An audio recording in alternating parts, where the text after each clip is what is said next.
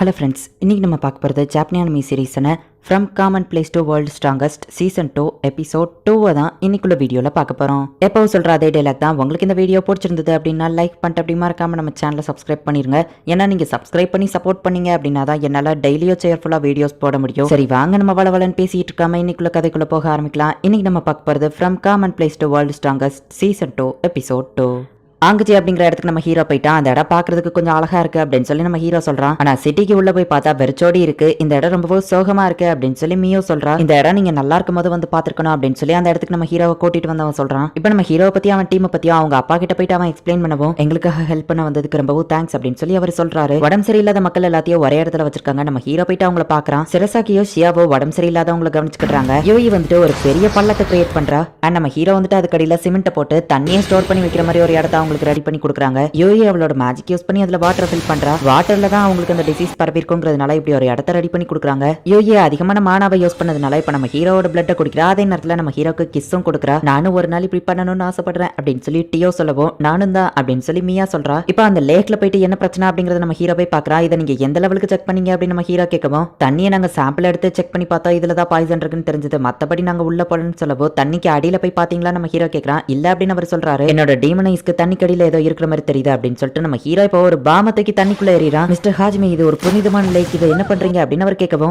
நான் நினைச்சதை விட இது ரொம்பவும் ஃபாஸ்டா இருக்கு அப்படின்னு சொல்லிட்டு நம்ம ஹீரோ இன்னும் நிறைய பாம்ஸை தண்ணிக்குள்ள தூக்கி எறியவோ மிஸ்டர் ஹாஜ்மி இப்படி பண்ணாதீங்க, இது எங்களோட புனிதமான லேக் அப்படின்னு சொல்லி அவன் நம்ம ஹீரோ வந்து தடுக்கிறான். பார்த்தா டென்டகல்ஸ் மாதிரியான ஒண்ணு வந்து நம்ம ஹீரோவை அட்டாக் பண்ண வரவும் டக்குன்னு நம்ம ஹீரோ அதை அட்டாக் பண்றான். ஜெல்லி ஸ்லைம் மாதிரியான ஒரு மான்ஸ்டர் இருக்கவோ இது என்னது அப்படின்னு சொல்லி அந்த இடத்தோட ஓனர் பார்த்து ஆச்சரியப்படுத்தாரு. எனக்கு தெரிஞ்ச இந்த மான்ஸ்டர் கிட்ட பாய்சனை பரப்புற மேஜிக் இருக்கும்னு நினைக்கிறேன். அது தண்ணியில கலந்ததுனால தான் உங்களுக்கு அந்த டிசீஸ் பரவி இருக்கு. எனக்கு தெரிஞ்சு இது டீமன்ஸோட வேலையா தான் இருக்கும் அப்படின்னு நம்ம ஹீரோ சொல்லிட்டு அதோட கோரை கரெக்டா ஏன் பார்த்து அடிக்கிறான். இப்போ அந்த மான்ஸ்டர் அழிஞ்சு போயிருது. அது அழிஞ்சிருச்சா அப்படின்னு அவர் கேட்கவும் ஆமா அப்படின்னு நம்ம ஹீரோ சொல்றான். தண்ணி சுத்தமா இருக்குமா அப்படின்னு அவர் கேட்கிறாரு. இல்ல அப்படின்னு நம்ம ஹீரோ சொல்றான். அதே மாதிரி செக் பண்ணி பார்த்ததுல இன்னும் அந்த தண்ணியில கொஞ்சம் பாய்சன் இருக்கு. நாங்க உங்களுக்காக ரெடி பண்ணி வச்சிருக்கோம். அந்த தண்ணியை நீங்க யூஸ் பண்ணுங்க. அதுக்குள்ள இந்த வாட்டர் ஆட்டோமேட்டிக்காவே பியூர் ஆயிரும் அப்படின்னு சொல்லி டியா சொல்றா. ஆனா இந்த மான்ஸ்டர் எப்படி இந்த இடத்துக்கு வந்துச்சுன்னு தெரியலையே அப்படின்னு அவர் சொல்லவும் இதுக்கு டீமன்ஸ் தான் காரணமா இருக்கும் நம்ம ஹீரோ சொல்றான். மிஸ்டர் ஹாஜ்மி, நீங்க சொல்றது ஒரு பெரிய விஷயம். இதுக்கு உங்ககிட்ட ஆதாரம் இருக்கான்னு கேட்கவும் ஆமா அப்படின்னு நம்ம ஹீரோ சொல்றான். எங்களுக்காக இதை பண்ணதுக்கு ரொம்பவும் தேங்க்ஸ் அப்படின்னு சொல்லி அவங்க சொல்லவும் இதை எப்பவும் மறந்துடாதீங்க, எனக்கு ஏதாச்சும் தேவைப்பட்டா கண்டிப்பா உங்ககிட்ட கேட்பேன் அப்படின்னு நம்ம ஹீரோ சொல்றான். சிரசாக்கி எல்லாருக்கும் ட்ரீட்மெண்ட் கொடுத்துட்டு இருக்கா. அண்ட் ஷியா வந்துட்டு ஹெல்ப் பண்ணிட்டு இருக்கா. இவங்க எல்லாரும் சேஃபா திரும்ப வந்தது பார்த்துட்டு ஷியாவோ சிரசாக்கி ரொம்பவும் ஹாப்பி ஆகுறாங்க. ஆங்கஜியோட மக்களை எல்லாரும் கேட்டுக்கோங்க, நமக்கு இருந்த பிரச்சனையை இவங்க தீர்த்துட்டாங்க. புனித நீர்ல இன்னும் அந்த பாய்சன் கலந்துதான் இருக்கு.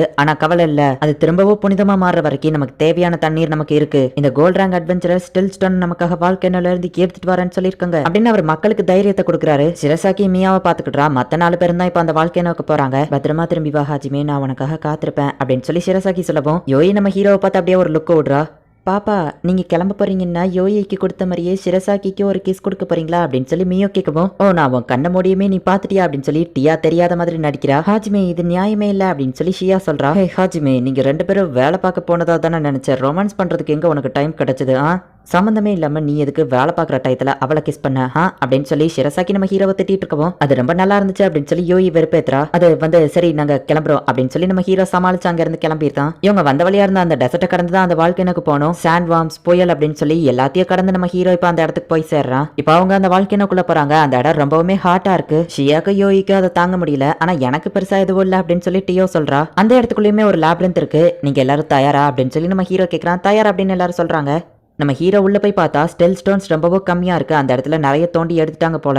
இதெல்லாம் நமக்கு பத்தாதா, அவங்களை கியூர் பண்றதுக்கு நமக்கு இன்னும் நிறைய தேவை. யாருமே இந்த நாள் வரைக்கும் போகாத தூரத்துக்கு நம்ம இன்னும் உள்ள போனோம் அப்படின்னு நம்ம ஹீரோ சொல்லிட்டு இப்ப உள்ள போயிட்டு இருந்தா நம்ம ஹீரோ அந்த இடத்துல ஒரு டேஞ்சர் இருக்கிறத சென்ஸ் பண்றான். திடீர்னு ஒரு பெரிய புயல் அடிக்குது. லாவா, அதாவது எரிக்குழம்புல கிரியேட் ஆன மாதிரியான ஒரு மான்ஸ்டர் அந்த இடத்துல இருக்கு.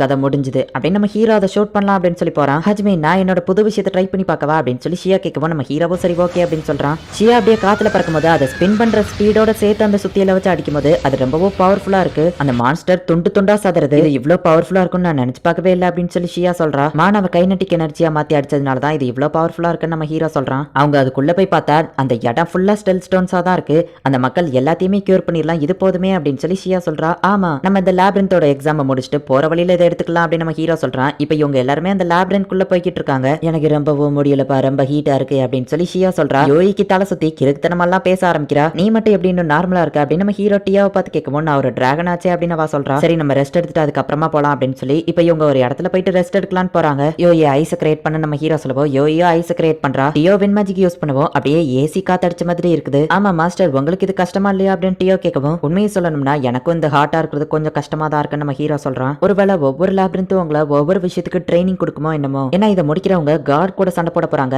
அதனாலதான் இதை இப்படி ஒரு டெஸ்ட் மாதிரி வச்சிருக்காங்க. ஆர்கஸ் லேபிரிந்த்ல நீங்க நிறைய மாஸ்டர் கூட சண்டை போட்டீங்க, உங்களுக்கு ஃபைட்டிங் எக்ஸ்பீரியன்ஸ் கிடைச்சது. ரெண்டாவது லேபிரிந்த்ல உங்க மானா எதுவும் ஒர்க் ஆகாது. மானா தான் இந்த வேர்ல்ட்ல ரொம்ப மெயினானது. மேஜிக்கே இல்லாம நீங்க அந்த இடத்துல சண்டை போட்டீங்க. சோ இந்த லேபிரிந்த்ல இவ்வளவு ஹீட்லயும் நீங்க உங்களோட மனசை கான்சென்ட்ரேட் பண்றதுக்கான ட்ரைனிங்கா கூட இருக்கலாம்ல அப்படின்னு டியோ கேட்கவும் எனக்கு இந்த மாதிரி தோணாம போச்சு அப்படின்னு நம்ம ஹீரோ யோசிக்கிறான். சரி அவங்க எல்லாருமே இப்ப கிளம்புறாங்க. இப்ப அந்த லாவாக்குள்ளேயே ஒரு போட்டை கிரியேட் பண்ணி அதுல இவங்க டிராவல் பண்ண ஆரம்பிச்சிட்டாங்க. நம்ம நடந்து போறதை விட இது எவ்வளவோ பெஸ்ட் அப்படின்னு அவங்க பேசிட்டு இருக்கும்போது நம்ம ஹீரோ கண்ணுக்கு ஏதோ ஒண்ணு தெரியுது. எல்லாரும் கெட்டியா புடிச்சுக்கோங்க அப்படின்னு நம்ம ஹீரோ சொல்றான். அறிவு மாதிரி அது மேல இருந்து கீழே விழுது. இப்ப கண்டினியூஸா திரும்பவும் கீழே விழ போகவும் யோயி வந்துட்டு டக்னாவளோட மேஜிக் யூஸ் பண்ணி அந்த போட் வந்துட்டு ஸ்லோவா லேண்டிங் ஆகிற மாதிரி பண்றா. அந்த இடத்துல ஒரு பெரிய டனல் மாதிரி இருக்கு. அப்படின்னா எனக்கு தெரிஞ்சு இதுதான் ஃபைனல் பிளேஸா இருக்கும்னு நினைக்கிறேன். இந்த இடத்துல தான் ஃபைனல் பாஸ் கூடயும் நம்ம மோத போறோம் அப்படின்னு நம்ம ஹீரோ சொல்றான்.